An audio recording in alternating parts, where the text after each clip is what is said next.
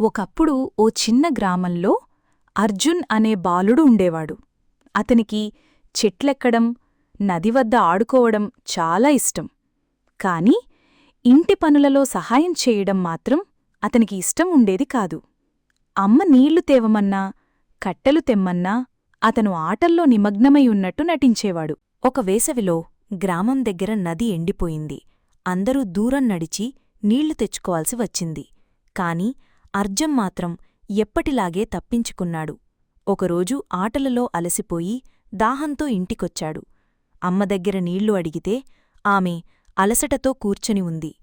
కుండలో చివరికొద్దీ నీళ్లు మాత్రమే మిగిలాయి. అప్పుడు అర్జున్ మొదటిసారి తల్లిదండ్రులు ఎంత కష్టపడుతున్నారో గ్రహించాడు. మరుసటి రోజు ఎవరూ చెప్పకముందే 2 ఖాళీ కుండలు తీసుకుని దూరం నడిచి నీళ్లు తెచ్చాడు. వేడి చాలా ఎక్కువగా ఉన్నా తిరిగి ఇంటికొచ్చి అమ్మ చిరునవ్వు చూసినప్పుడు అతనికి అద్భుతమైన ఆనందం కలిగింది. ఆ రోజునుంచి అర్జున్ ప్రతి పనిలో సహాయం చేయసాగాడు.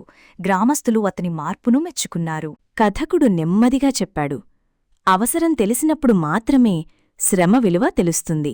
నిజమైన బలం ఆటలో కాదు, బాధ్యత పంచుకోవటంలో ఉంటుంది.